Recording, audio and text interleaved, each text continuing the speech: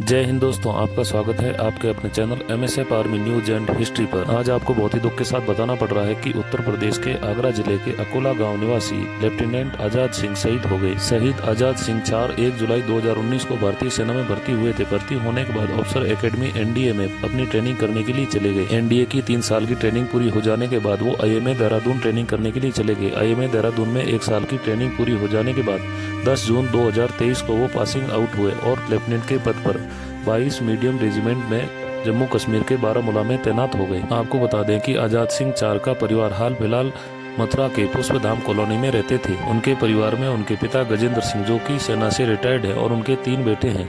बड़ा बेटा आजाद सिंह जो भारतीय सेना में था और उससे छोटा आकाश 4 और अभिषेक 4 जो दोनों की पढ़ाई कर रहे हैं। शहीद लेफ्टिनेंट आजाद सिंह 4 के पिता गजेंद्र सिंह 4 ने बताया कि उनका बेटा 22 मीडियम रेजिमेंट से वायु कोर्स के लिए गया हुआ था। वायु कोर्स पे उनके अचानक से पेट में दर्द हुआ तो उनको तुरंत ही नजदीकी अस्पताल में भर्ती करवाया, जहाँ पर उनकी स्थिति में सुधार नहीं हुआ तो उनको वहाँ से दिल्ली RR हॉस्पिटल भेज दिया गया। दिल्ली RR हॉस्पिटल में इलाज चल रहा था, लेकिन इलाज के दौरान उन्होंने दम तोड़ दिया और देश के लिए शहीद हो गए। जैसे ही आजाद सिंह 4 के शहीद होने की सूचना उनके परिजनों को मिली तो उनके माता पिता और भाइयों का रो रो कर बुरा हाल हो रहा था।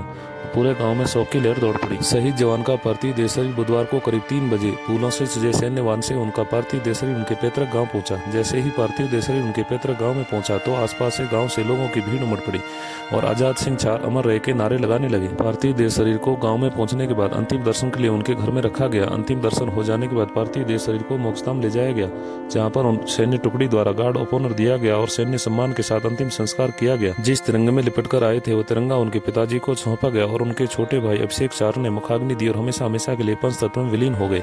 हम सलूट करते हैं, नमन करते हैं देश के ऐसे वीर जवान को जो देश की रक्षा करते करते अपने प्राण न्यौछावर कर देते हैं। जय हिंद।